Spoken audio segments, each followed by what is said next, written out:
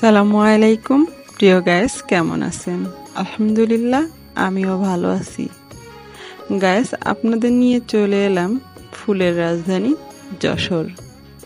ফুল মানেই যশোর, আর এই ফুলের রাজধানী যশোরের ফুল সারা বাংলাদেশে যায়।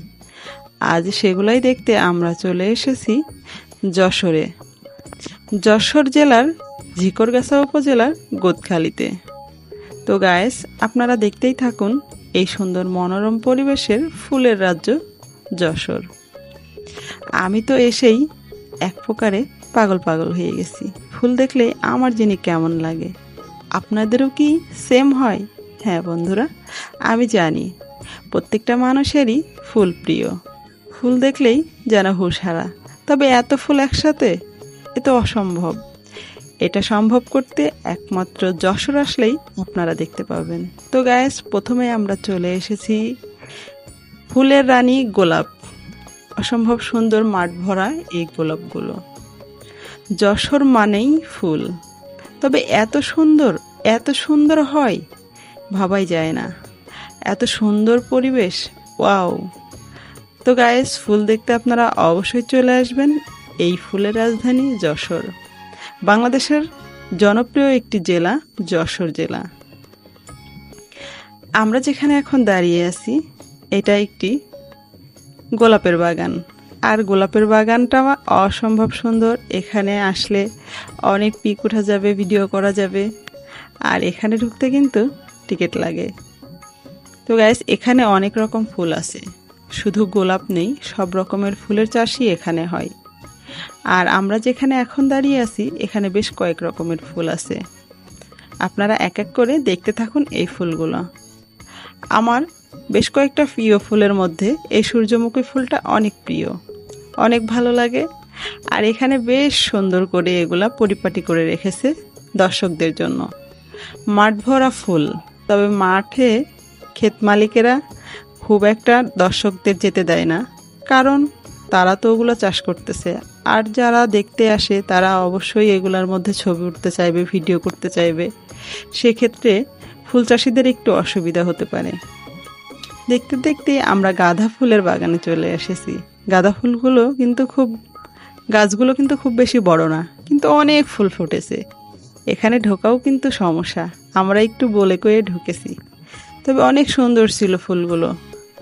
আর এই ফুলগুলো বেসিক্যালি যেই তোড়াগুলো তৈরি করে সেগুলোতে দেয়, আমার নাম জানা নাই। অসম্ভব সুন্দর এগুলো, সর্ষা ফুলের ধনিয়া ফুলের মতো, ধনিয়া গাছের মতো আর কি। এগুলো এক ধরনের স্টিক, খুবই সুন্দর।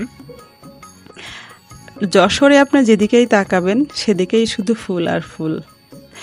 মাঠে অন্য কোনো ফসলের চাষ নেই, আসে শুধু নানান জাতের ফুল।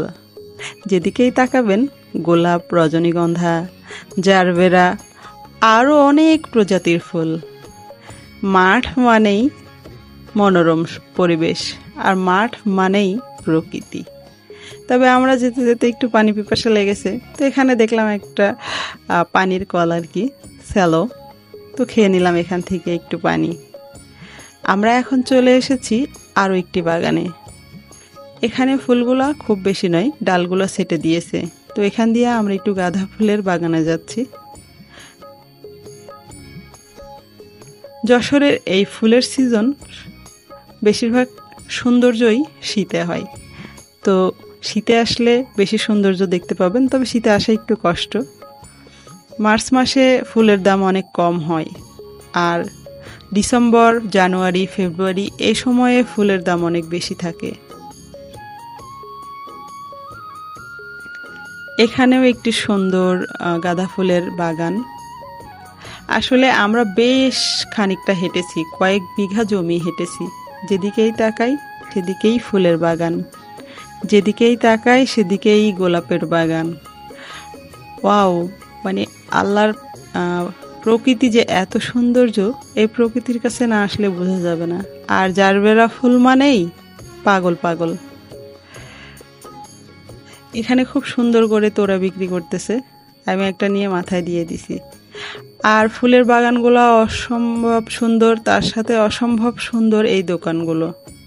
দর্শকদের জন্য খুব সুব্যবস্থা করে রেখেছে এখানকার স্থানীয়রা। তো গাইস, আপনাদের কাছে কেমন লাগলো এই ফুলের বাগান এবং ফুলের দোকানগুলো অবশ্যই কমেন্টে জানাবেন। আর প্রিয়জনদের নিয়ে, ফ্যামিলি নিয়ে, পরিবার নিয়ে ঘুরে আসবেন এই ঝিকরগাছা গোদখালিতে।